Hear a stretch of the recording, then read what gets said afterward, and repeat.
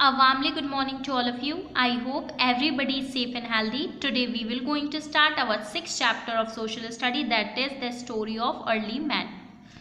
बच्चों, जैसा कि आप सभी जानते हैं, अर्ली मैन जो है पहले के ज़माने में क्या होते थे, जंगलों में रहा करते थे। अर्ली मैन की स्टोरीज आपने भी सुनी होंगी। ये हमारे पूर्वज कहलाते हैं, यानी कि पहले जो मैन हुआ करते थे वो किस तरीके से रहते थे उनके बारे में हम पढ़ेंगे। और जिसमें अर्ली मैन्स की लाइफ बहुत ही ज़्यादा डिफ़िकल्ट होती थी, वो कैसे सर्वाइव करते थे हम इस लेसन में पढ़ेंगे। और जिसमें अर्ली मैन के बारे में पढ़ाया जाता है उसको हम प्री हिस्ट्री बोलते हैं। लाइव्स ऑफ अर्ली ह्यूमन, यानी कि अर्ली ह्यूमन पहले के ज़माने के लोग जो है कैसे रहा करते थे, ये हम पढ़ेंगे।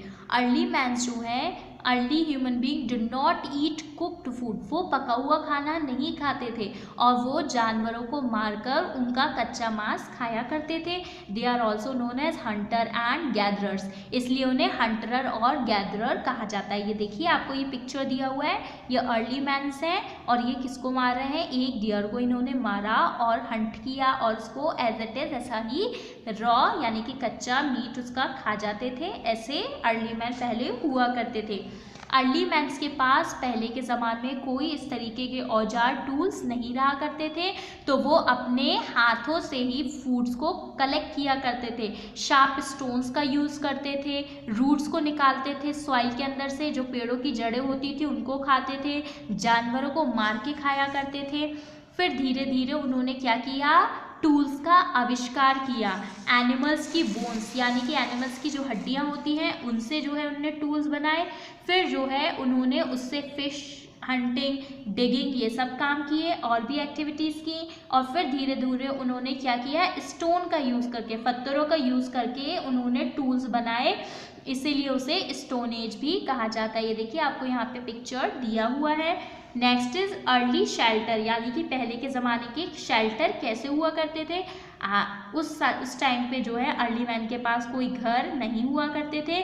वो लोग जो है केव में, जंगल में, गुफाओं में रहा करते थे। चाहे कितनी भी सर्दी हो, गर्मी हो, बारिश हो, चाहे कैसे भी भयानक वाइल्ड एनिमल्स हो, वो अपने आप को प्रोटेक्ट उनसे कैसे करते थे, केव्स यानी कि गुफाओं में रहकर खुद को प्रोटेक्ट किया करते थे। आज भी उनके जो रहने के अगर हम कहें कि कुछ एविडेंस जो है उनकी केव पेंटिंग से मिलते हैं, यानी कि गुफाओं में जो पेंटिंग चित्रकारी मिलती है उससे हमें पता चलता है कि अर्ली मैन किस तरीके से रहा करते थे। अर्ली क्लोथ्स, उनके पास पहले के ज़माने में कोई कपड़े नहीं हुआ करते थे, तो वो जो है एनिमल्स के स्किन और फर को जो का यूज़ करके अपने आप को क्या करते थे, अपनी बॉडी को प्रोटेक्ट किया करते थे।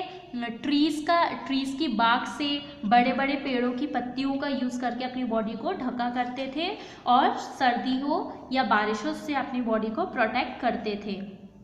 Discovery bye early human, early humans ने क्या क्या चीज़ की डिस्कवरी की। पहले जो है अर्ली मैन्स ने जब 2 स्टोन्स को या 2 ड्राई स्टिक्स को जब रब किया तो उससे क्या हुई, फायर प्रोड्यूस हुई, यानी कि आग प्रोड्यूस हुई। तो इससे उन्होंने क्या किया, फायर का इन्वेंशन किया और धीरे धीरे इस तरीके से उनकी लाइफ चेंज होने लगी। पहले उन्होंने फायर का यूज़ करके अपने आप को जंगली जानवरों से बचाने के लिए किया, लेकिन फिर उसी फायर का यूज़ कर करके धीरे धीरे से उन्होंने क्या किया, उसमें खाना पकाना चालू किया, जिससे उन्होंने कुक्ड फूड का भी इन्वेंशन किया।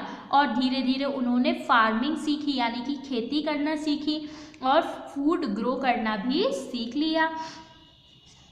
Turn the page.